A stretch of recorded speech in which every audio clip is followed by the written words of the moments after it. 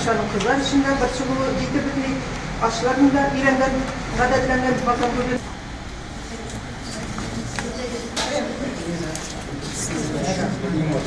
Не торопитесь, пожалуйста, все вместе. Давайте все вместе.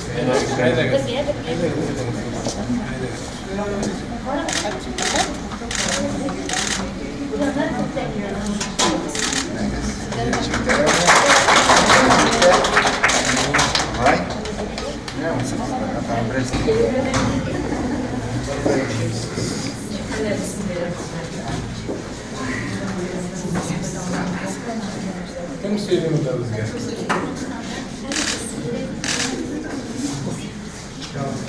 Мариинская дәүләт гимназияләреннән тыш Казанда кызлар өчен шәхси гимназияләр ачылган. Күп кенә татар кызлары Фотор тарафыннан ачылган шәхси гимназиядә укыганнар. Анда түгел азрак булган. Хакыйкатан улы түгел икенче улы Ибраһимга кияүгә чыган. Ул мин белгән вакытта Ростов-Дон шәһәрендә телләре кафедрасының җитәкчесе булып эшләде. Менә шундый Ибраһим Казанга кайтырга рөхсәт ителми, концлагерь белән шөгыльләнә һәм яңа сор биналар уйлап табып, Фатиха Мирхәм һәм Габдулла Тукай исемнәрен бирә. Монысы аларның уллары. Бетте җәмәгать бик зур рәхмәт. Менә ул һәм Фатиха гимназияләре иң яхшы укытучыларны, иң зур белемле укытучыларны гына чакыра.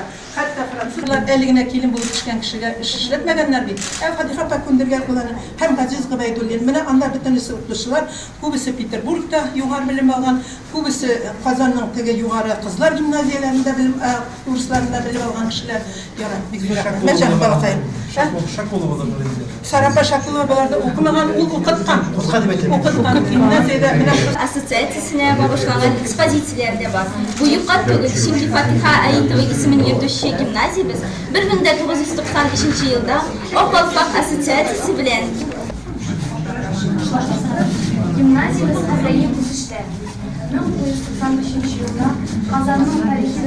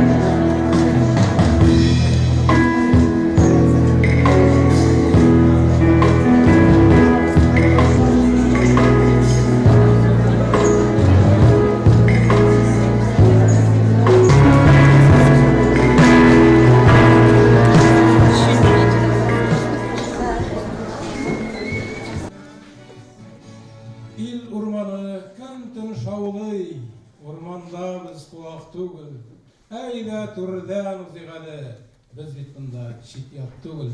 Şundan da biz bu yurtta hiç kere çiğ değil. Siz de biz de varımızda men bu yurtqa, bu gimnaziyaga, bu maktabga o'z yurtima, tug'an yurtima kirgan şekilde gidelim. Çünkü bu yurtning tarihi ama bikta tanış. Muhakkak ben bunda Topaniya abi yanına kirgan şekilde gideydim. Katrin mene Fatiha Aitova yanına kirgan şekilde giderimiz. Sizin yanına kirgan şekilde giderimiz. Şundan da bu Tatar halkının Topaniya etmişliği bizge gelecekte terbiyeli aniler, ziyalı hatun kızlar terbiyeli kalan bir güzel yurttu. Yani uçlay bulurga tiyişti. Etkenim şeyini ben bunun tarihin, iştiru tarihin bu binanın sağ tarihin şahtı yaxşı biləm. Çünkü Tufan Ağay bilen her vakitte bir yayın şatır başladık. Tufan Ağay'ın ertenge tırbaş birinci namaz orunda aytatırgan birinci sözü Ruşa gimnaziya turundaydı. Ol kat sessiyelerde çıkış yasadı. Ve ulaqtağı Premier Minister Rüstem Nurgaliyev Minixanov kat çıkışlar yasadı, yanına kırdı, sıralı, talep etti, upkasını da bildirdi. İlhamiye Hanım bilen her vaqtda qo'lga qo'l tushirib ishlardilar. Umuman bu isketki zo'r og'irlik bilan bek qish qo'yib yovlab olingan jingu edi ham siz mana shu og'irliklarini mumkinda unuttirib bu gimnaziyadan qozonishlari bilan bizning respublikamizning bir bezagi bo'lib yasharga tegishsiz. Fatiha oyatiga kelganda shu xatlar shundan da bizning xalqimizning eng go'zallikli bo'ldiqli zotlarining birisi. Umuman İslam dini turunda, İslam kadın kızlar turunda söylediğinde gayet söylerken yaratalar indi kimlerdir? Onda kadın kızlarını izlerler, onların birinin hukukları yok, onların birinin rolleri yok diye şekilde. Ama lakin İslam'da, hem şunlar yok, Tatar halkında, Tatar milletinde, kadın kız birinci orunda buldu her vakitte. Hem bugün de birinci orunda, gelecekte de birinci orunda olacak.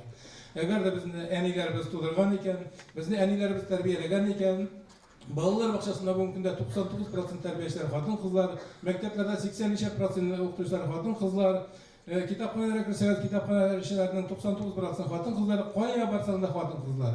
Bizni kişi itken kişiler, cemiyetimizni alga alıp baran kişiler, tüp kişiler kadın kızları. Ama eğer de bizning şu gimnaziyada şunday mine gelecekteler, şu işlerini devam ettirgen balalar, kızlar, kadın kızlar terbiyelerine iken bu içinden de bizning milletimizin alga uzduru için isketkezdir bu ülüş bulacak. Onlar tağın bir nerse, bu indi kadın kızların rolü Sümbeke Han bekeler zamanında, Nursultanlar zamanında şulay bulgan bizde. Bugün yine uylap tapılgan nerse tügel. Ayet olar şuların işlerini devam etkenler.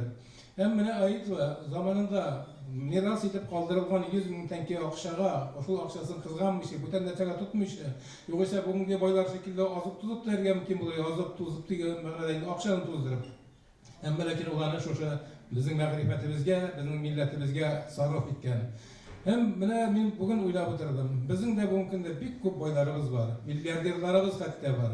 Hem lekin ular arasında bugungi kunga qadar birgina maktab ochgan kishilar, birgina litsey ochganga, birgina gimnaziya ochgan boylar yo'q. Mine onlarga onların şu muzeyga alıp gidip ko'rsatirga kerak eshiksiz. Onlarga da ekskursiya yasab, yemene bundaga maktab yetakchilarini aytamiz. Anlatırga edi. Mine bizning nindi kishilarimiz bo'lgan. Siz ulardan o'rnak oling'iz deb. Yo'qsa bugun Rossiyaning da Tatarstanning da mag'ariy zakonlari shaxsiy o'quv yurtlari ocharga mumkinlik bera. Hatto uni yorti aqshasini ishlay boshlagach byudjet hisobidan ta'min da etadi.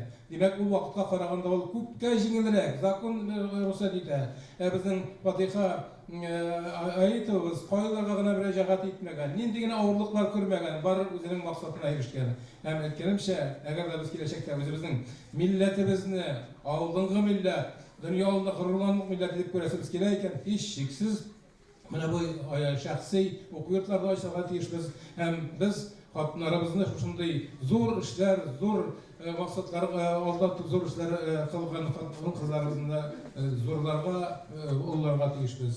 Mana tag'in bir necha yildan so'ng Fatiha Ayetovaning tug'una 150 yil to'la.